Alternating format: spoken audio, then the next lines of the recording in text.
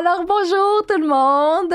Aujourd'hui, on est avec un nouvel invité, évidemment, qui s'appelle Marcel Bissonnette. Marcel, tu es un professeur en psychopédagogie et en andragogie. C'est tes mots difficiles, hein? C'est les mots difficiles. Oui. J'ai pas dit, mais bonjour, David. Ben, bonjour, Adrien, comment ça va? Ça va mal? Ça, ouais, on dirait que je te prends pour acquis à cette heure. Je suis comme un fait David, là. Toi, comment ça va? Ça va bien? Ça va bien, merci. Yes, sir. Mais merci, Marcel, d'être avec nous. C'est très gentil. C'est moi qui vous remercie de l'invitation. Ça fait plaisir. Ben là, on est vraiment contents. On a vraiment hâte de comprendre tout ça. Là. Oui, parce que dans le fond, aujourd'hui, le sujet principal, c'est vraiment parler de l'école et de la Tourette. Puis je pense que tu es vraiment la meilleure personne pour nous en parler parce que tu es un professeur, comme j'ai dit tantôt, mais je pense que tu vas être vraiment mieux pour le dire. De psychopédagogie. Là. En fait, présente-toi. On va faire ça. Bon. Oui. OK. Alors, je suis professeur de l'Université de Montréal au département de psychopédagogie et d'andragogie. OK. Bon, la psychopédagogie, qu'est-ce que c'est? Ben, c'est le champ de connaissances en lien avec la pédagogie qui se fonde sur les forces et les défis d'apprentissage des élèves. OK. Lorsqu'on parle de pédagogie, bien évidemment, on fait allusion au courant, par exemple, behavioriste, humaniste, cognitiviste, constructiviste, socio-constructiviste. Alors ça, c'est un peu la psychopédagogie. L'andragogie, ben, c'est la science qui étudie l'apprentissage des adultes. Alors, l'andragogie, elle est beaucoup à la base des formations professionnelles. Alors, grosso modo, c'est ce que je fais. OK. Alors, à l'université, ben, je donne des cours en gestion de classe parce que j'ai une première carrière comme professeur au secondaire pendant 15 ans. Donc, je connais un peu comment ça fonctionne une salle de classe, comment gérer une classe. Alors, je donne les cours en gestion de classe aux étudiants en français langue seconde. OK. Puis aussi, j'enseigne à la maîtrise. Je donne des cours de modèles d'enseignement et de courant pédagogique.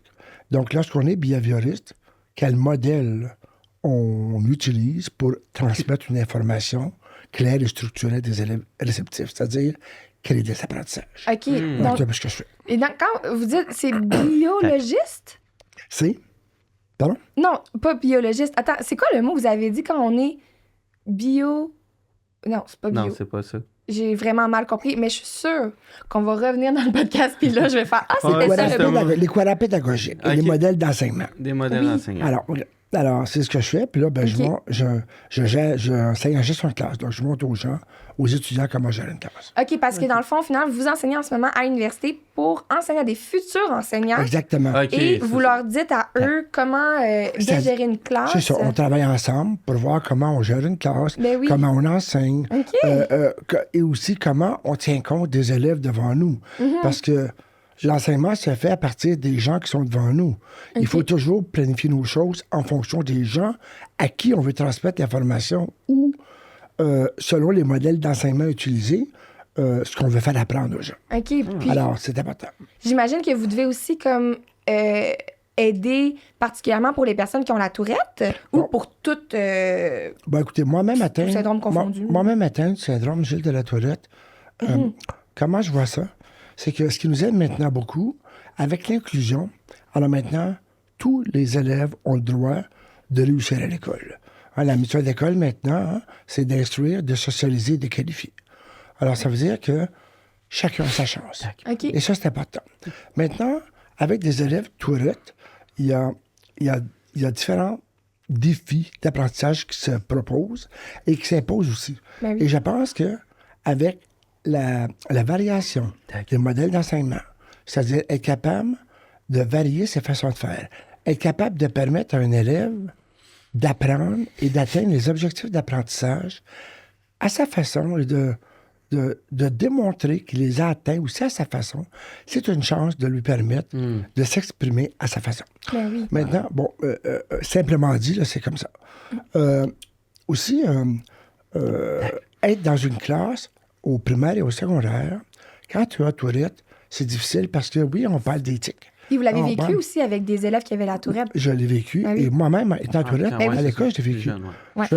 Je suis un homme de 62 ans. Je suis maintenant un homme épanoui, qui monte dans la vie. Je suis un homme dont la famille a permis de développer tous ses talents et d'aller au bout de ses rêves.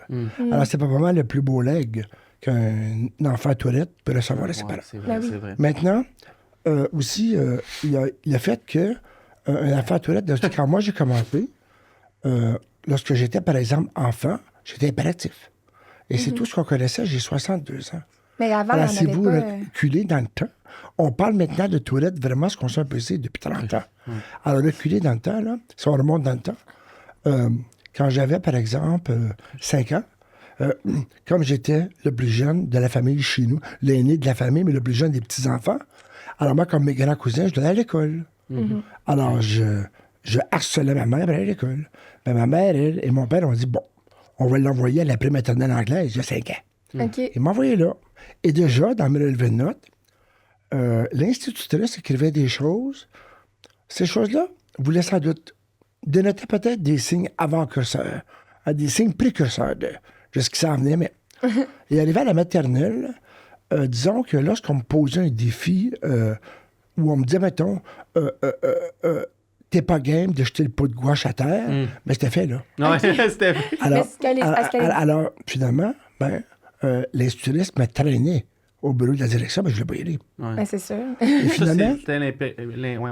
Mais l'institutrice, elle écrivait quoi dans votre... T'as dit que c'était des signes avant-curseurs, mais c'était quoi? C'était de l'hyperactivité ou c'était de comme... l'hyperactivité, L'hyperactivité, c'est c'était ça. aussi de l'opposition, Ok. il y avait beaucoup de choses là-dedans. OK. Et finalement, aujourd'hui, on comprend ça.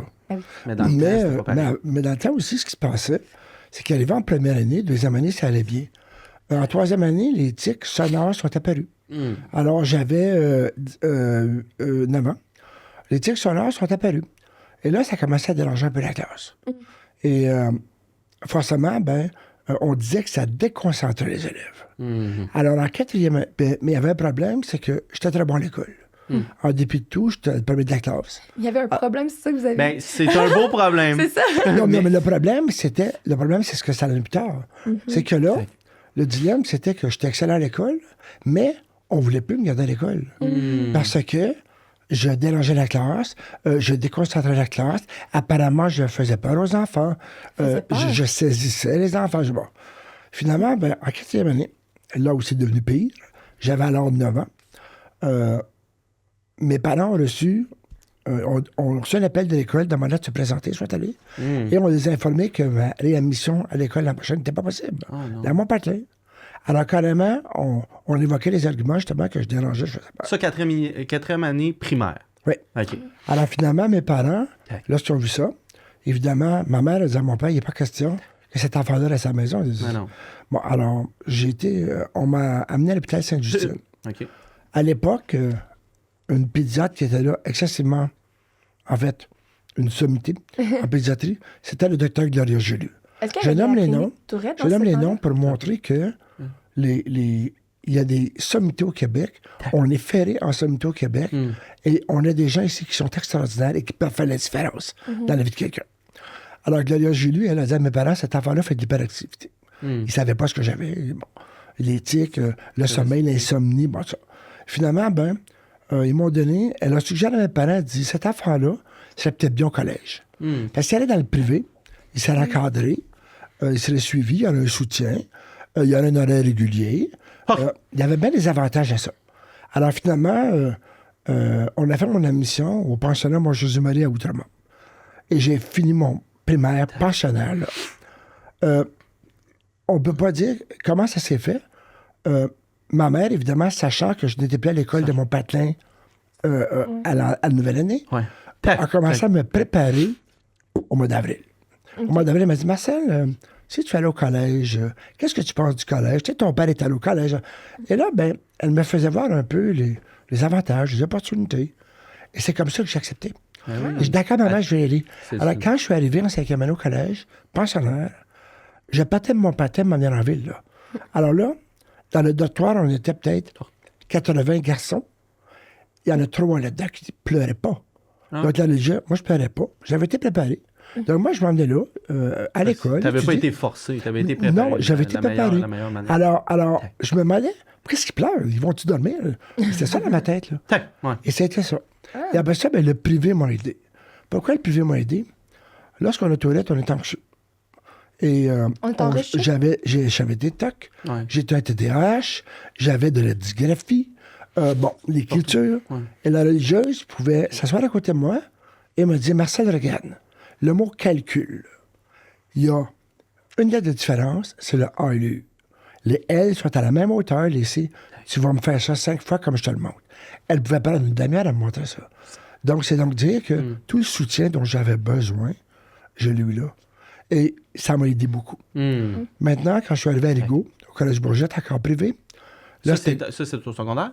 Ça, c'est au secondaire. OK. Alors, quand j'ai fini mon Jésus-Marie, je suis parti au secondaire. Maintenant, mon Jésus-Marie, quand j'étais jeune, à 8 ans, je fais du coq à l'âne, quand j'étais jeune, à 8 ans, je demandais à ma mère pour apprendre le piano. Ma mère a dit bien sûr. Alors, j'ai commencé à apprendre le piano. Et ça ne m'a jamais quitté. Et finalement... Donc, vous êtes pianiste? Oui. J'ai fait du piano longtemps. Mais quand j'ai commencé le piano, ça allait bien. J'avais un professeur qui m'envoyait au collège Sainte-Croix à Saint-Laurent, passer mes examens, je revenais. Quand je suis arrivé au Mont Jésus-Marie, ça, c'était les sœurs, le salon de Jésus-Marie, donc c'est l'école de musique Vincent Détier. Alors, avec les religieuses qui étaient là, j'ai continué à faire de la musique. Quand je suis arrivé à Rigaud, là, c'était différent parce que c'était le secondaire. C'était un collège où il y avait 1500 élèves, beaucoup de pensionnaires. Et là, les médicaments, on avait cessé de les arrêter. Et j'avais plusieurs manifestations et là, c'était très difficile. OK. J'étais intimidé. On se moquait de moi. On me jouait des tours. Quand vous l'aviez arrêté, c'est ça? J'étais rendu que je me méfiais partout où j'allais. J'avais peur de traverser une cour de récréation. De me faire observer puis qu'on lit de moi. Ou, le regard des autres. Dans l'autobus, c'était épouvantable. Alors, j'ai fait 3 ans. J'étais capable de faire 3 ans. Quand je suis arrivé en secondaire 3, je disais à ma mère, je vais pas aller au collège, c'est fini. Moi, je m'en vais à la maison. Ma mère m'a dit, écoute, elle dit, d'accord. Ma mère, ça chantait bien ce qui se passait là. Et mon père aussi. Ils ont dit, mais tu vas pas à Polyvalente. Il y a un séminaire qui ouvre ses portes par à Pointe-aux-Chênes, tu vas aller là. Moi, je dis, correct, tu vas à l'externe, tu veux, mais tu vas aller là. Alors, je suis allé là. Je suis allé au séminaire de Sacré-Cœur à Pointe-aux-Chênes. Et là, on était pensionnaires, 11 pensionnaires. C'était une petite famille. Alors, pour moi, c'était ma planche de salut. Ça, c'était une Et c'est école? comme ça. Oui, un séminaire de Sacré-Cœur à Pointe-aux-Chênes, une école. Aujourd'hui, c'est une belle école secondaire privée. Alors là, finalement, je suis allé là. Et celui qui était à l'époque le directeur du séminaire, qui était le père Richard Woodbury, est encore là aujourd'hui. Et on se parle une fois par mois. Je n'ai jamais coupé les contacts parce que c'est un homme qui m'a beaucoup aidé. Alors finalement, j'ai terminé ça. Et là, je suis allé au collège Marguerite-Bourgeois. Je suis allé dans ma congrégation, il y avait une école de musique assez renommée. Et j'ai fait mes sciences, ma psychologie et la sociologie. C'est en psychologie que j'ai compris beaucoup de choses. Puis là, c'est ça. Est-ce que ça a débouché? Parce qu'ici, je pense que vous avez fait des recherches aussi. Là. Exact. C'est qu'à l'université, là, finalement, après ça, je suis arrivé à l'université. Et là, je me sentais bien. Mais là, par exemple, à 18 ans, avant d'entrer au cégep, ma mère a dit à mon père, cet enfant-là ne va pas au cégep avant qu'on trouve ce qu'il a. Puis elle dit, si à Montréal, ils ne trouvent pas ce qu'il a, moi, je vais aller aux États-Unis avec. Ils vont trouver. Parce que ça n'a pas de bon sens. Cet enfant-là a fini de souffrir à l'école. Alors, finalement, mon père m'a amené voir. J'ai pu avoir un rendez-vous avec le docteur André Barbeau, qui était une sommité à Montréal. C'était à l'Institut de recherche clinique de Montréal, juste à côté de l'Hôtel-Dieu. Et c'est le docteur Barbeau, à 18 ans, qui a diagnostiqué mon Tourette. Mais là, ça m'amène juste à la question avant. Des années.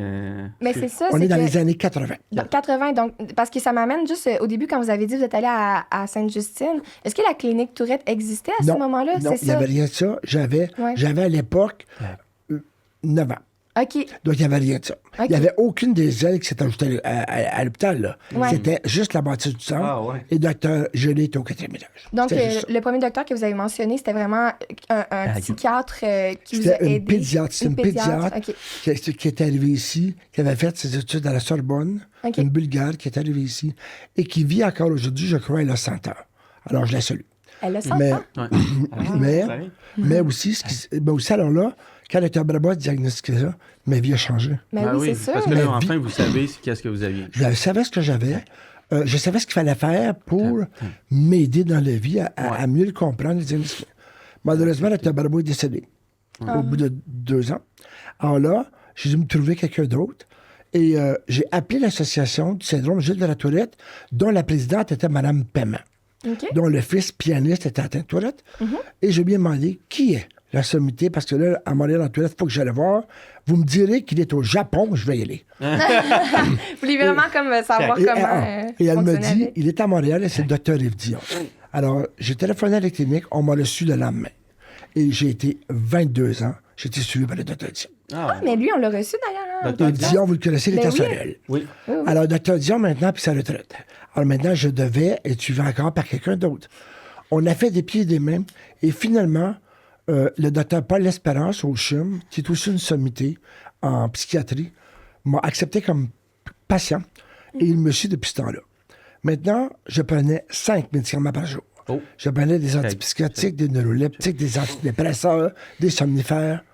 Et lorsque je suis arrivé chez Dr. L'Espérance, il m'a dit, Monsieur Bissonnette, moi, j'ai un rêve pour vous. Laquelle, il dit, moi, je veux vous désintoxiquer. Ah, OK, ouais. Tu sais, vous aviez quel Lorsqu'il- âge? Ouais, c'est ça. J'avais, ça fait 5 ans. OK, ça fait 5 ans, donc c'est J'avais vraiment 5 ans. récent. J'avais 57 ans. OK. Alors, finalement, il me dit, moi, recevoir ça, là, c'est me dire, c'est me retourner en enfer, là. C'est me dire, c'est revoir mon enfance, mon adolescence. Je veux pas, je suis. Il dit, bien sûr, il dit, ça prend un cheminement pour faire ça. Il dit, on va se donner un mois. Alors, je l'ai revu un mois après. J'ai accepté d'essayer. Il dit, vous savez, M. Bissonnette, il dit, au pis-aller, si on voit que ça va pas, on met les médicaments. Il y en a d'autres. Puis il y a des médicaments qui sont encore mieux aujourd'hui que ce qu'il y a payé dans le temps. Ah, ben, je suis d'accord. On l'a essayé et ça a pris 18 mois. Et ce médecin-là m'a désintoxiqué. Je ne prends plus aucun médicament. Hey, ça, C'est le fun que ça ait fonctionné pour C'est vous donc parce que ça dire doit que- tellement être différent. C'est donc dire que j'ai retrouvé toutes les fonctions cognitives de mon cerveau que les médicaments dormaient. Ouais. Et ma façon d'agir, ma façon de raisonner. Bon. Maintenant, ça fait un changement dans la vie. Je l'en remercie. Je le vois maintenant 3 mois. Mais, moi, je suis marié. Et dans un couple, quand ça fait 32 ans que tu es avec une personne, quand tu es toilette puis tu es médicamenté, dans ce couple-là, ce qui se passe, c'est que la normalité, qui est un toilette qui prend des médicaments, devient la normalité. Ah, c'est ça Ouais, qui est c'est normal. vrai qu'aujourd'hui, c'est rendu un peu ça. Mais quand l'espérance m'a désintoxiqué, je suis devenu vraiment moi-même. Donc, autonome, réfléchi, prend des décisions, agit. Bon. Un nouvel Et ça, homme. parfois, là, quand ça devient la normalité, qui était la normalité avant, bien, cette normalité-là vient détruire des choses dans un couple. Ouais, c'est Ça remet en question beaucoup de choses. Ouais, c'est ça. Et finalement, ben, la recherche démontrait justement que un gros pourcentage des cas, je ne sais plus combien, ben, c'est 50, pas certain, je dis ça toute réserve, là, finissaient par un divorce ou une séparation. Alors, j'ai demandé à l'espérance, qu'est-ce que je fais pour sauver mon couple? Il m'a dit, Marcel, la seule chose qu'il faut faire, c'est la communication. Ben oui. Si tu ne communiques pas, c'est fini. Ben oui, c'est ça. Et ça a été difficile pendant 2 ans. Et je vous dirais que depuis 4 mois maintenant, ça va très bien. Ah, Alors, c'est Juste pour vous être dire patient. que... Félicitations. Ça, c'est pour vous dire que c'est pas facile. Ah, puis non. j'imagine que comme quand vous étiez plus jeune aussi, la médication faisait quand même en sorte que ça fonctionnait. Tu sais, comme il y en a des périodes de notre vie où, tu sais, c'est des essais-erreurs aussi. Donc, pour chaque personne, c'est différent. Moi, j'étais chanceux. Ben, quand j'étais jeune, docteur Gelu m'avait prescrit du Ménaril, qui est un médicament maintenant depuis 2005 qui n'est plus valable au Canada. On l'a arrêté parce que c'est un médicament, on a découvert que c'est un médicament qui causait de l'arythmie sévère chez les enfants et qui provoquait le syndrome de la mort subite. Alors, on a arrêté ça, c'est fini. Mais maintenant, il y a d'autres médicaments qui sont arrivés. Et le fait maintenant de ne plus prendre de médicaments, c'est comme prendre un contrôle sur ma vie. C'est aussi dans ma tête, au lieu que l'information soit compartimentée, c'est comme si j'avais un seul bassin avec toutes les ressources dedans. Donc, quand j'ai un problème à régler ou quand j'ai une situation qui est difficile à gérer, j'ai pas qu'à ouvrir certains tiroirs pour aller chercher. Il y a un seul bassin et l'information m'arrive facilement. Donc, les référents m'arrivent facilement. OK. Mais Alors, c'est un peu ça. là, il faut que je fasse la petite parenthèse. On dit pas aux gens d'arrêter les médicaments. Ça dépend toujours des. Ouais. Il faut vraiment aller voir votre médecin. Puis Vous voir. savez, bon, ça, je comprends. Moi, je pourrais pas arrêter mes médicaments, clairement. Là. Attendez, il faut... Oups, non. Ouais, j'ai le dos qui... On se il ne faut replace. pas arrêter les médicaments. Moi, je pense qu'un équilibre entre les médicaments Exactement. et la thérapie des tics Ouais. est absolument important. Aujourd'hui, on peut faire ça. Ouais. Et vous savez aussi, la médication, à un certain moment donné, parce qu'on fonctionne dans un système qui est sans équivoque, à un certain moment donné, c'est essentiel. Pour nous permettre de faire ce bout de chemin-là. Ouais. Et une fois que c'est passé, ben, si on peut aller à d'autres choses. Ouais. Mais oui. maintenant, je pense qu'un complément de médication raisonnable, selon évidemment le cas de chacun, et une thérapie d'éthique peut vraiment aider les choses. C'est le fun, puis on va en parler avec Dr. Julie Leclerc, d'ailleurs, qui va nous... Effectivement. Mais tout à fait, nous en parler, elle est bien tu sais. connaissante là-dedans. Oui, oui, oui. Et je la connais, Julie. Oui. Mais aussi, ce que je veux vous dire avec ça, quand on parle évidemment de thérapie, tout ce que j'ai vécu à l'école primaire, secondaire, ça évidemment, il y a de l'intimidation, du rejet. À ce moment-là, ça détruit l'estime de soi d'un enfant. Ça. Et ça se construit pas facilement. Non. À un moment donné, quand j'ai accédé à des postes des grandes responsabilités à l'université, parfois, je devais m'absenter. Alors, j'écrivais à ma directrice et je lui disais, écoute, je m'excuse, je peux pas être là. Je m'excusais toujours. Puis à un moment donné, les gens disaient, mais Marcel, arrête de t'excuser, c'est ton travail, t'es pas là pour excuser, t'as pas pour ça. Ouais. Mais là, j'ai dit, et dans ma tête, mais je dis, pourquoi je m'excuse? Ouais. Dans ma tête, Ouais. mais comme moi, j'avais pas l'estime de moi-même, ben je me disais, mais là, il va arriver. Et là, j'ai pensé d'aller faire une thérapie. Parce que j'ai dit, faut que je vois ce qui va pas. Alors, quand je suis arrivé en thérapie, j'ai été suivi par un thérapeute qui est extraordinaire, Dr. Paul Veilleux, je le nomme parce que c'est un homme dont l'intégrité, la capacité d'écoute, et aussi l'empathie, la sensibilité m'a permis, au bout de 4 ans, de devenir l'homme que je suis. Ouais. Et ça depuis 4 ans. Mais vous savez, lorsque j'arrivais là, au début, je disais, oui, mais vous savez, grâce au religieux, j'ai fait ça. Mon père a pu m'envoyer dans le privé, ma mère m'a suivi. Fait qu'au bout d'un mois, il me regarde et il dit, mais Marcel, j'ai une question pour vous. Vous, là-dedans, qu'est-ce que vous avez fait? Votre réussite, là, vous l'attribuez au sœurs, à votre père. Vous, qu'est-ce que vous avez fait là-dedans? Ouais, c'est ça. Et là, j'ai compris que La plus grosse partie, tu t'es c'était donné. moi qui avais Ah oui, fait ça. c'est Mais, exactement. comme mon estime de moi était à zéro, ben, l'estime de soi n'était pas là. Ben, Ça pour moi, venait c'était des tous les autres qui Ouais, avaient c'est fait ça. pour moi. Là. Ben oui. Il me dit, mais vos examens, là, est-ce que c'est votre père qui les écrit à votre place? Les travaux? Mais quand j'ai vu ça, et c'est là que et ça m'a pris 4 ans et demi Ben, c'est de ça. psychothérapie pour... Et aujourd'hui, je vais très bien. Et oui, c'est peut-être dispendieux, une psychothérapie, mais je vais vous dire, Ça vaut la peine. je me mets assez pour me permettre ce cadeau-là. Ah oui, Ben oui, c'est ça. C'est la vie. Mais veux dire, j'imagine voilà. que c'est là-bas. tout votre parcours que vous avez fait Ouais. vous a amené justement à vous dire « Hey, j'ai envie en même temps d'aider les autres. » Tu sais, vu que vous êtes dans une bonne place aujourd'hui avec vous-même. Et c'est ce que je fais aussi. C'est Parce ça. que moi, à l'université, oui, je suis professeur, chercheur, tout ça, mais je me définis, au secondaire aussi, je me définis comme au service des étudiants. Mais au service des étudiants, ça ne veut pas juste dire leur donner une dictée ou leur faire... Ça veut dire être au service des étudiants. Si vous avez besoin de moi, venez me voir. Puis ils le savent. Et vous savez, lorsque j'arrive en classe maintenant, quand je commence un cours au début de l'année, je dis aux gens que j'ai le syndrome, j'ai de la tourette. Et je leur dis, vous allez voir, j'ai des manifestations. Des fois, c'est des grimaces, des bruits. Je bouge, mais c'est pas dangereux. C'est pas contagieux. J'aboie, mais je mords pas. Alors là, ben, et savez-vous quoi? Quand j'ai des... Tu sais, Une fois que c'est dit ça. ils voient même pas. C'est comme si j'avais rien. Ben oui, Ils voient pas ça. On continue le cours. ben oui. Alors, je me rends compte que maintenant aussi, la société a évolué. Ouais. Ouais, vraiment. Ben, c'est Ouais. ça. La société est prête à mieux voir la différence, peut-être à s'abandonner plus à la ressemblance Oui. qu'à la différence. Ben, je vais prendre c'est vrai. je vais prendre la balle au bon, là, tu sais, en Oui. parlant justement de la salle de classe, tout ça. C'est quoi les meilleures manières d'enseigner à un enfant qui vit avec le syndrome de la gélature? Je sais que chaque enfant est différent, mais admettons ce que vous voyez là, le plus. Là. J'imagine que vous en avez plusieurs Ouais, c'est exemples, ça. là, vu que vous avez été enseignant au secondaire. Ouais. Quand moi, j'étais à l'école, il y avait un modèle d'enseignement, c'était l'enseignement direct. OK. L'exposé, Ah oui. le bienveillance, c'était ça. Et il y avait aussi l'émulation là-dedans, il y avait le 10 piastres de Monopoly si tu avais ta règle. Et avec le temps maintenant, la psychologie cognitive et l'humanisme, on a différentes façons d'enseigner.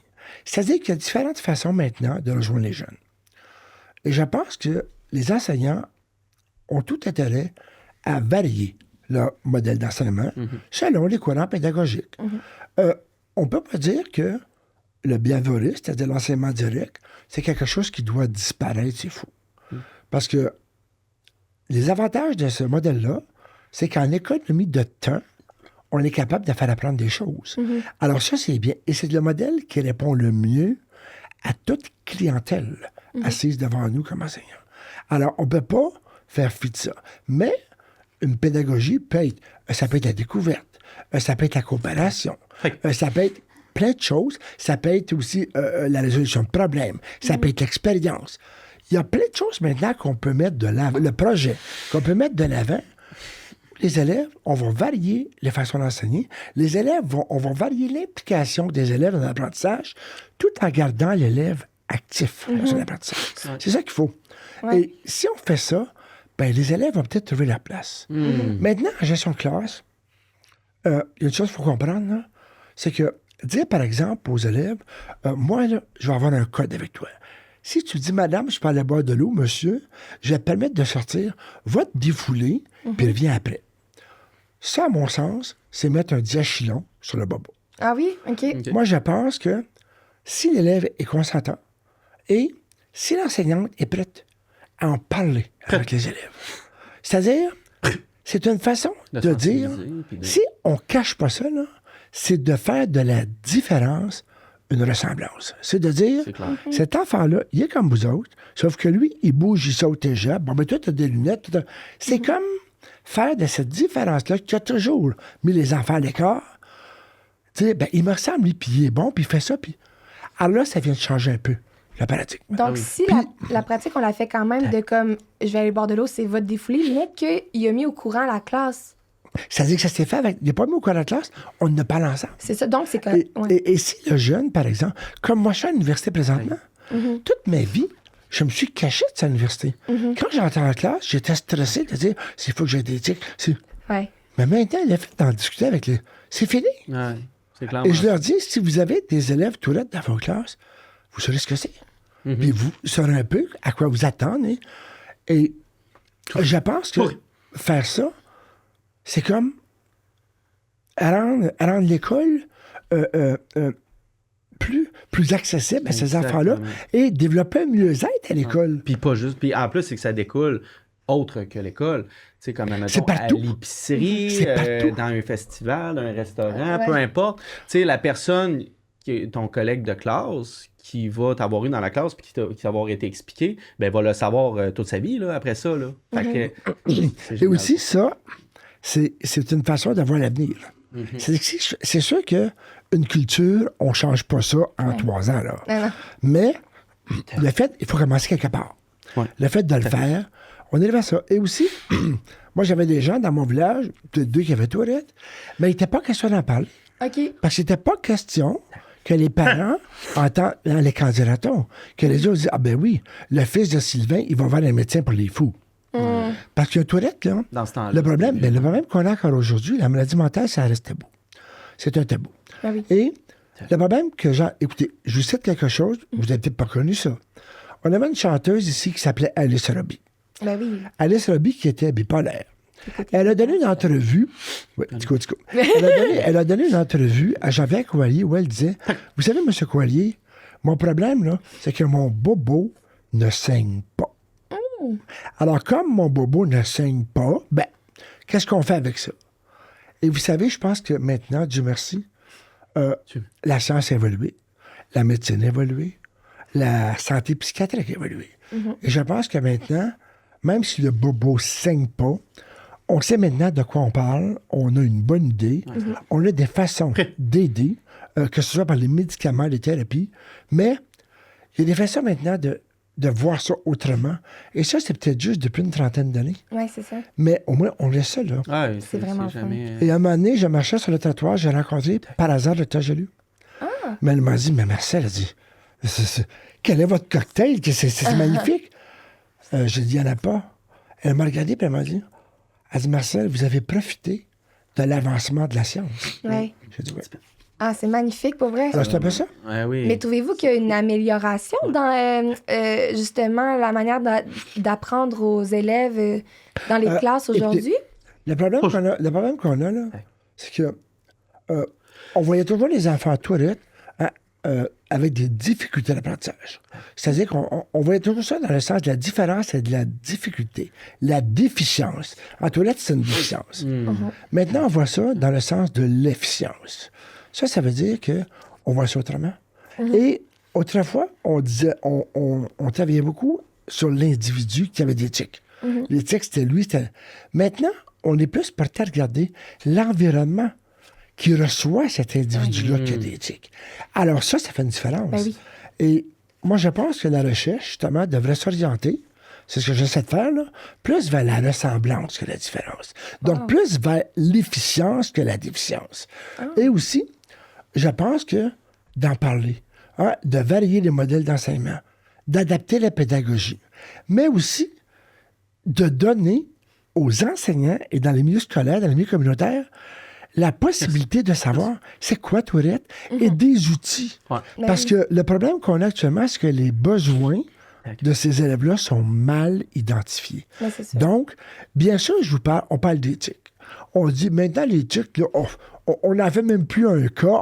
Ça, c'est faux. Mais non, parce que... Ça, c'est faux. Ben oui. Moi, quand j'ai entendu, maintenant, ça va mieux, l'éthique, ça passe, on va même plus considérer. Ça, là, c'est faux. L'éthique, ça reste un problème majeur. Pour Mais- autant la personne que les autres autour. Mais il faut faire une différence maintenant, et c'est ça qui est difficile, là, parce que je pense que le Tourette au ministère de l'Éducation n'est même pas codé. On ne peut pas coder ça, je pense, en tout cas dans les nouvelles, à cause des comorbidités. C'est-à-dire qu'il y a des choses concomitantes au Tourette. On peut être TDAH, on peut avoir des TOC, on peut avoir de la dysgraphie, on peut avoir de l'anxiété. Mais il y a d'autres choses. Il y a des troubles de comportement qui peuvent s'ajouter à ça. C'est bien sûr qu'en fonction de la gravité des troubles de comportement, là, ça devient difficile à gérer des enfants Tourette dans cette classe. Mais moi, Dieu merci, je n'avais pas des troubles de comportement majeurs. Ça veut dire que, en dépit de tout, si moi j'étais né, par exemple, en 1985, avec Tourette, probablement que je n'aurais pas eu l'enfance que j'ai eue en venant au monde en 1962. Ah, c'est sûr. L'évolution. Alors, c'est un peu ça. Ben oui. Mais aussi, il ne faut pas oublier aussi qu'on parle d'anxiété. C'est sûr que moi, dans les collèges privés, ça m'aidait. J'étais avantagé parce que au niveau de l'anxiété, je ne changeais pas de salle de classe. C'est les professeurs qui changeaient. Donc, ça veut dire que moi, je n'avais pas à 4 fois par jour arriver dans un nouveau local, voir de nouvelles gens, de nouveaux environnements. J'avais pas à me déplacer. J'avais pas une contrainte de temps. Ouais. Moi, j'étais dans le local, donc je restais là. Le petit Donc, quotidien ça m'a stressant aidé. là, d'arriver à l'heure et tout, là, ça, vous ne l'aviez pas. Non, j'étais là. Ben oui, c'est ça. Alors, ça veut dire que maintenant, par exemple, ou dans le public, quand les enfants Tourette sont là et qui ont un niveau d'anxiété assez élevé, changer de local, Ben oui. être à l'heure, C'est ça. s'asseoir à sa place, changer de professeur. Aussi, une chose qui est très déstabilisante pour ces enfants-là, c'est qu'aujourd'hui, la mobilité dans les écoles, parce qu'on a une pénurie d'enseignants. Alors, quand dans une classe, il y a 5 enseignants qui passent la même année, Ben oui. cet enfant-là, à chaque fois, pince à la paire, développe de l'anxiété. Il se désorganise. C'est à recommencer 5 fois. Et déjà que c'est dur de la faire une fois, imaginez quand c'est fait 5 fois. En une Alors, journée, en plus. Tu sais, souvent, les Ben aussi, suppléants, ils par ça exemple, change à chaque la période. mobilité dans l'année. Parce que souvent maintenant, avec le système d'éducation, les enseignants bougent. Moi, j'ai un ami dont la petite, en 2e année, l'année passée, a eu 5 enseignants. Parce que ils ont été allés dans d'autres, ils ont été envoyés dans d'autres écoles, une est tombée malade, l'autre est piquée. Mais c'est ça. Mais imaginez comment, c'est quoi la stabilité qu'un enfant à Tourette qui est anxieux retrouve là-dedans? C'est désorganisant. Les références sont plus là.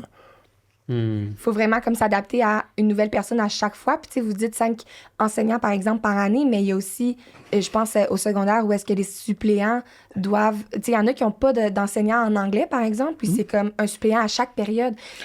Déjà que c'est dur de s'adapter à une personne, en une journée, s'adapter à chaque personne. C'est sûr que, moi, je pense que présentement, là, ça va être... Donc, en faveur des enfants Tourette, ça va être un intervalle. C'est-à-dire que présentement, quand les bébés boomers sont partis, ça a vidé les écoles. Mais nous, à l'université, on ne peut pas produire le nombre d'enseignants requis pour tout remplacer les départs. Je veux dire, on n'est pas non plus pour baisser la qualité de la formation pour en former plus. Puis, je veux dire, il y a un laps de temps qui va être à parcourir, il est là. Mais je pense que je suis optimiste. Je pense qu'on va arriver, qu'on va retrouver une stabilité dans le système un équilibre dans le système d'éducation. Et je pense que c'est... Aussi, ce qui aide beaucoup, c'est la diversité, c'est l'inclusion. Parce que non seulement dans la classe, on a maintenant les enfants Tourette. Moi, dans mon temps, là, l'inclusion, ça se limitait aux enfants Tourette. Peut-être que dans la classe, on avait un élève qui était noir dans ma classe. Mais c'est tout, c'est ça l'inclusion. Aujourd'hui, l'inclusion, aujourd'hui, la diversité amène une inclusion. Et l'inclusion, c'est l'origine, l'âge, les repères, la langue, la religion, la cellule familiale, le milieu socio-économique. Alors, je veux dire, le portrait de la classe a changé. Est-ce qu'on est prêt maintenant? Est-ce que l'école est prête à assumer le portrait, à gérer cette classe-là dans cette diversité-là? Ça demande de réflexion. Ça demande de réflexion. Et ça, pour les enfants tourette, c'est excessivement déstabilisant. Puis, est-ce que quand moi, j'ai tellement... Ah, excuse-moi, t'allais-tu poser une question? Non, vas-y. Mais je me demandais juste...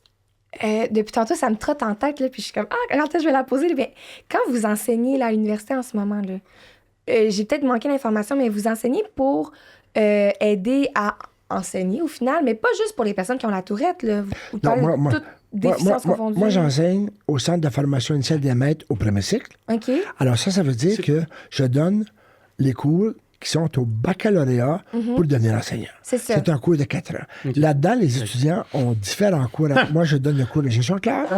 Je donne le laboratoire d'enseignement. Et aussi, je fais des animages avec la technologie, la technopédagogie, le numérique à l'éducation. Quand je fais la maîtrise, à ce moment-là, je donne un cours à des étudiants qui ont un baccalauréat, qui viennent aux études supérieures pour faire une maîtrise. À ce moment-là, je donne le cours d'enseignement et apprentissage au secondaire. Donc là-dedans, on voit tous les courants pédagogiques, du behaviorisme au socio-constructivisme, et les modèles d'enseignement qui s'y greffent.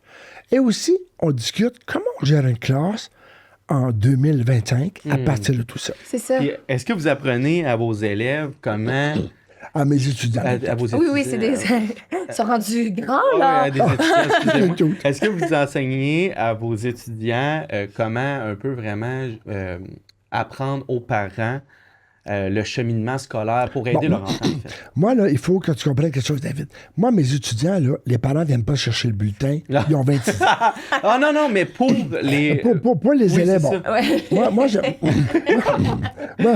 je pense que les parents ont une part énorme à jouer dans l'éducation des enfants. D'ailleurs, la première éducation qu'un enfant reçoit, c'est celle que les parents leur donnent. Et deuxièmement, quand j'entends des choses, par exemple, l'enfant mort, il apprend de ça à l'école. Non. C'est pas le rôle de l'enseignant d'éduquer un enfant. Les codes sociaux. Non. Un enfant qui arrive à 6 ans, 7 ans à l'école, même à ça plus jeune, 4-5 ans à l'école, son éducation doit être faite par un enfant de 5 ans. Et ça, c'est difficile. Maintenant, pour gérer...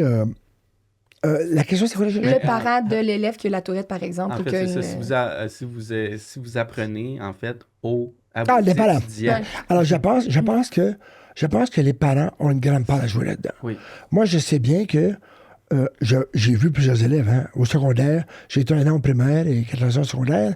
J'ai vu beaucoup d'élèves, beaucoup de parents. Souvent, les élèves qui ont des difficultés, des grandes difficultés, on souhaite voir les parents pour en discuter. Souvent, ces gens ne viennent pas.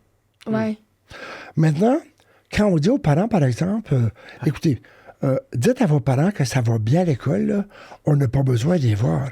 Parce que les enfants qui ont des problèmes, c'est tellement long. Et on veut aussi être respectueux des parents. Donc, discuter avec les parents, c'est pas facile. Ça prend plus que 5 minutes, là. Mais souvent, les parents viennent quand même parce qu'ils tiennent au cheminement scolaire des enfants. Alors, on les accepte, puis je parle le temps qu'ils font avec eux. Mais c'est pour ça que je sortais à minuit d'école. C'est correct. C'est mon travail. Mais la rencontre des parents, c'est essentiel.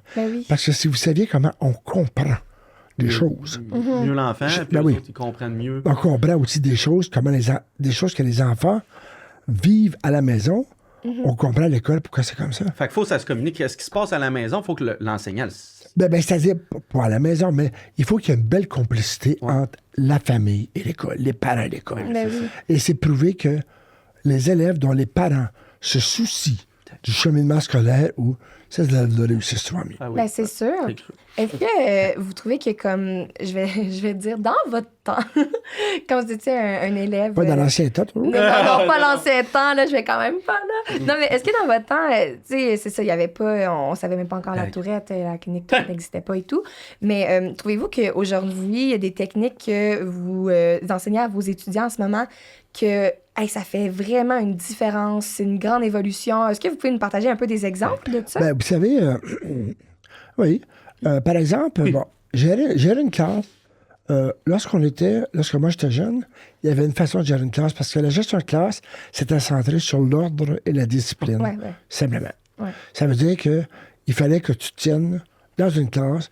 Moi, quand j'étais au collège, il faisait 30 degrés dehors, je n'avais même pas le droit d'enlever mon veston. C'est pour vous dire que, bon, et on n'avait pas des gros problèmes de comportement. Moi, j'étais au privé. Maintenant, dans le public, il y en avait. Mais dans le public, tes classes étaient bien gérées aussi. Et moi, ce que je me rappelle des écoles publiques que j'ai fréquentées, ils n'avaient pas de problème disciplinaire. On était peut-être 33 élèves là-dedans. La religieuse qui était en avant, ou la dame laïque, elle menait sa classe, elle tenait sa classe. Il y avait une excellente gestion. Et ça allait bien. Mais probablement que moi qui arrivais là-dedans, qui faisais des étincelles, probablement que je venais provoquer des changements majeurs dans cette gestion-là. Et c'est peut-être ça qu'ils ne faisaient pas. On n'était pas habitués à ça. C'est peut-être pour ça qu'on m'a expulsé de l'école. Ah oui. Et qu'on m'a dit, tu ne peux pas rester là. Et j'ai demandé à mon père, il y a peut-être une dizaine d'années, j'ai dit, papa, au final, là, finalement, est-ce que c'était vraiment les enfants que ça dérangeait? Ou ça ne dérangeait pas plus les adultes? C'est plus les adultes, moi, je pense. Alors, forcément, moi, je suis sûr, on comprend maintenant, n'oubliez pas qu'il y a l'époque aussi. Oui, c'est ça. Si vous retournez, il y a 55 ans, et aujourd'hui, il y a des choses qui ont évolué. Mais je pense que les techniques qu'on a, justement, lorsqu'on est un humaniste, on ne gère pas une classe de la même façon que si on est un behavioriste. La punition... C'est ça le mot que je cherchais au début du podcast. Le behaviorisme? Oui, c'est ça! Bon, le behaviorisme, évidemment, c'est la modification du comportement. C'est un conditionnement. Par les renforcements, les punitions. Alors, si... une façon brève, là, c'est ça. Ici, par exemple, un enfant fait bien, on enfant, c'est bien, tu fais bien, un beau gros 10 de Monopoly. Dans mon temps, c'était ça. Mais avec le temps, on a compris que le 10 de Monopoly, dans l'apprentissage de la cognition, les connaissances, c'était pas valable. Et que dans le comportement, lorsqu'il y avait des efforts de comportement, c'était mieux. Parce que dans la cognition, ceux qui apprennent avec la façon plus vite que l'autre, dans mon temps, c'était toujours les mêmes qui avaient le 10 alors que les efforts pour le comportement, c'est différent. Donc, mais là, il y a aussi l'humanisme. C'est-à-dire où on a une pédagogie qui est centrée plus sur l'estime de soi, la motivation. Aussi, la pédagogie non directive. C'est-à-dire c'est plus laisser à l'enfant d'aller vers sa façon d'apprendre. C'est ce qu'il veut faire. Ses besoins, ses intérêts. Les cognitivistes, eux, on est arrivé avec les cognitivistes, on est arrivé avec la découverte. C'est-à-dire énoncer un problème, donner... par exemple, un cas particulier, et à force d'analyse, d'hypothèse, d'arriver à la règle. Donc, c'est découvrir quelque chose. Ça fascine les enfants. C'est une façon différente, plutôt que de prendre la règle, l'enseigner et de faire des exercices. C'est ça. On va partir avec du particulier, puis on va leur demander d'en induire la règle. Alors ça, ils sont captifs à faire ça. Aussi, chez les socio-constructivistes, on a compris que l'apprentissage est social. C'est-à-dire qu'on apprend à parler avec les autres. On apprend à discuter. Je donne un exemple. Vous avez dans la tête, je vous demande c'est quoi une table? Vous me dites, c'est une surface rectangulaire avec capable. Je demande à David, c'est quoi une table? Non, c'est une surface ronde avec un pivot au centre. Moi, vous me dites, c'est quoi une table, Marcel? Moi, je vous dis, c'est un triangle avec 3 pivots. Alors là, on est en conflit, là. Parce qu'on a une table, mais on n'a pas du tout les trois la même représentation de la table. Alors là, on se dit, mais là, j'ai des compétences sociales. Est-ce que je respecte son idée ou je lui dis, elle est dans le champ, une table, c'est triangulaire? Ou on discute pour finalement arriver à se dire, ça veut dire qu'une table, là, c'est pas toujours rectangulaire, c'est pas toujours rond, mais ça peut être une surface qui a un pivot qui n'est pas. Alors ça, nos conflits socio-cognitifs qu'on avait dans la discussion nous ont permis, avec nos concepts, nos représentations qu'on avait de la table, nous ont permis de dire une table, c'est pas toujours rectangulaire, puis ça, avec capette. Donc, c'est fun. Donc, c'est ça. Donc, l'apprentissage est social. On apprend avec les autres. On apprend à discuter avec les autres. On apprend avec le construit puis la connaissance des autres, l'expertise des autres. Et ça, c'est intéressant que l'enseignant va juste amener la discussion, au final, dans une classe. Mais c'est les façons de faire maintenant, c'est ça. Alors, quand je dis de varier... Il faut de l'ouverture, quand même. C'est pas tout le monde qui... Ça dépend. Il faut varier. Pourquoi? Parce que, par exemple, au primaire, il y a des enfants qui ne sont pas capables de travailler par eux-mêmes, prendre un cas, par exemple, quelque chose de particulier, et de monter vers le général. Il y a les enfants qui vont bien fonctionner si on leur dit quoi faire, si on leur montre comment faire. Ouais. Et même au secondaire, c'est la même chose. Alors que d'autres vont préférer, sont autonomes dans l'apprentissage. Sont capables, on leur donne quelque chose à faire, puis ils vont le faire eux-mêmes. Ils vont analyser, ils vont trouver la solution par eux-mêmes, puis ensuite, on va en discuter. Alors, maintenant, avec le portrait de la classe, cette diversité-là qui est là, je pense qu'il faut varier les modèles d'enseignement pour être capable de servir tout le monde. Mais il ne faut pas oublier que des enfants, quand c'est jeune au primaire, ça va toujours fonctionner dans un cadre. Ben oui. Et qu'un enseignant devant une classe, c'est une figure d'autorité, un peu à l'image des parents. Et à mesure qu'on avance, ben, le vécu scolaire est intégré, puis, comme pour les enfants tourettes, le vécu scolaire est intégré, puis à mesure qu'on avance, ben, normalement, on devrait avoir moins de gestion à faire, ça devrait aller plus vite à l'installer, parce qu'il y a un vécu qui est installé et qui progresse à mesure qu'on avance. C'est laquelle la méthode la mieux pour une personne tourette, par exemple? Vous trouvez? Je sais pas, ça dépend. Ça dépend. Non, ok. ça dépend. Même une Il personne faut varier. tourette. Ouais. Il y a des enfants tourettes qui vont fonctionner si on leur dit quoi faire, si on leur montre quoi faire. Ok. Il y a moi, par exemple, si on me donnait un travail à faire, je préférais faire ça à ma façon et de faire mes affaires. Et quand je travaillais en équipe, j'avais un problème parce que moi, j'étais le leader. Alors moi, je disais, non, c'est comme ça, puis j'avais une tendance un peu à gérer. Il fallait que je laisse parler les autres. Et ça, c'était un problème pour moi. Mais lorsqu'on travaillait en équipe, j'aimais ça. Ouais. Ah. J'aimais ça, mais lorsqu'on travaille en coopérative et que l'enseignant donne des rôles aux élèves, être capable de tenir le rôle qu'on a, parce qu'il faut comprendre que tous les rôles sont interdépendants vers le succès. Alors, être capable de tenir le rôle qu'on a pour en être responsable, des fois, c'est plus dur pour la famille. Oui, c'est clair. Ben, ça demande de la concentration, ça demande... Et le taux d'anxiété, là, les autres. Accepter le point de vue des autres. Oui. C'est sûr. Hein? Parce qu'il y a toujours un taux d'opposition chez le tourette. Alors, si tu me dis que... Mais non! Si vous me dites, si vous me dites qu'une table est ronde, moi, je dis non, c'est rectangulaire, une table, là. Alors, je sais pas si on va s'entendre. C'est ça. Mais ça, c'est souvent les conflits qui arrivent aussi. Hein? C'est fou, là. Ben oui. T'arrives avec un élève, justement, qui a la tourette, puis genre, le trouble d'opposition, ça va être non tout de suite, donc il n'y aura aucun échange. Mais je pense que, moi, avec le temps, tu sais, ça se corrige. Parce que quand j'étais plus jeune, j'étais vraiment plus obstiné, tout ça, mais aujourd'hui, je suis vraiment plus ouvert à la discussion et tout. Puis, Mais je pense que avec le temps, ça passe. Mais tu sais, on vieillit, hein? Oui. on apprend beaucoup. L'expérience de vie, oui, c'est ça. Tu sais, il y a beaucoup d'enfants qui apprennent par essai-erreur. Alors, évidemment, on se lève, on se cache le cou, on se lève. Bon, on apprend. Ah oui, on Et apprend. je pense qu'à mesure qu'on a vie, qu'on apprend, ben, il y a des choses qui se tassent. Ah oui. Mais ça dépend de chacun. Mais On ne c'est peut ça. pas généraliser là-dessus. Moi, j'aimerais savoir vos souhaits pour le futur scolaire des personnes qui ont le SGT. C'est quoi vos souhaits là, pour les prochaines années, décennies? Moi, je souhaite que les enfants tourettes aient une place au soleil. C'est-à-dire qu'ils trouvent leur épanouissement total et que l'école leur permette d'aller au bout de leur rêve. Ouais. Alors ça, là, pour être capable de faire ça, je pense que ça prend en compte tout ce qu'on vient de se dire là. Exactement. Depuis une heure. Ouais. Oui. C'est Puis très pensez-vous que il va y avoir la relève qui vont prendre un peu... Parce que vous, j'imagine, un jour, vous allez aller à la retraite. Bon, je pense que oui, la relève, elle est là, elle est bonne, la relève. OK. Moi, je regarde les gens que j'ai devant moi, je regarde les gens que je forme, je regarde leur façon de penser, je regarde leur ouverture. Et je regarde même, moi, la réaction des étudiants que j'ai devant moi, un tourette. Et je les vois faire et je leur dis, vous savez, quand vous avez un enfant dans la classe qui bouge, qui parle, qui se lève, qui dérange, c'est facile de le mettre à la porte. Pour lui dire, là, tu vas être dans le corridor, là, ça fait 4 fois que je te le dis, bon. Mais c'est triste parce que je veux dire une chose.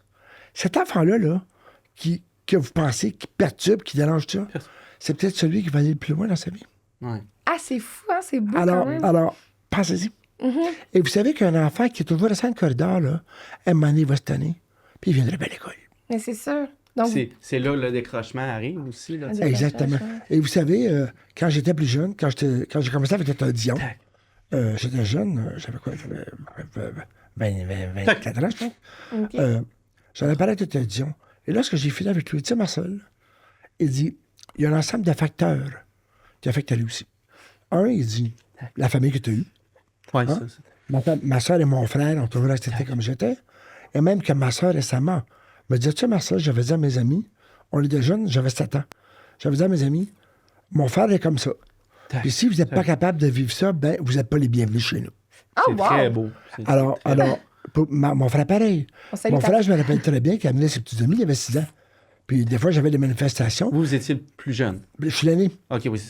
Alors, j'avais 2 ans que ma soeur, 3 ans que mon frère. Et lorsque mon frère amenait ses amis, ben, je devais des manifestations. Et ses amis, puis, il riait. Et mon frère, il disait, j'ai vu mon frère. Ah oui? Alors, tu sais, en fait, chut. Et ça, c'était. Alors, qu'est-ce que ma mère elle avait dit? Je ne l'ai jamais su. OK. Ma mère est décédée il y a 2 ans et mon père est décédé il y a 1 an. Ah, Je n'ai jamais su ce que ma mère elle avait dit, comment elle les avait préparés. C'est drôle, hein? C'est un discours que je n'ai jamais abordé avec ma mère. Je sais pas. Mais ma soeur m'avait dit, moi j'avais dit ça, et mon frère, je me rappelle du souvenir que lui, il était bien jeune. Ouais. Mais. Qu'est-ce que vous auriez... Alors, Dr. Dion m'avait dit, vous savez, Marcel, là, la famille que vous avez eue, l'encadrement que vous avez eu au moment où vous l'avez eu. Parce qu'aujourd'hui, c'est différent, on parle plus de ça. Ah là. oui. Mais au moment, Dans le temps, ça il reste. dit, si vous n'aviez pas eu ça, ben probablement que, on ne sait pas ce qui s'est arrivé, mais vous auriez fait comme les autres, puis vous avez peut-être droppé en secondaire 2.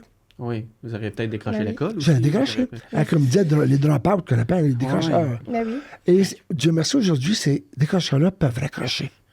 Alors, C'est c'est vrai, l'espoir c'est qu'on a vrai. pour eux. C'est ça l'espoir qu'on a aussi pour eux. Et je me porte à la défense des enfants touristes. Parce que, bien sûr, comme je vous dis, il y a des facteurs qui entrent en ligne de compte. Oui. C'est pas vrai que l'éthique, c'est facile maintenant, puis c'est mis, bon.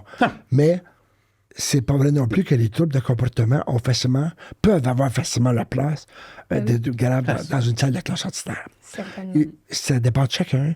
Puis ça dépend aussi, même si c'est involontaire, toilette, là, les manifestations, je pense qu'une grande partie aussi du vouloir. C'est-à-dire, moi, j'étais un gars tenace, j'étais un gars obstiné, et je me suis dit, moi, je construis, et je fais fi de ça.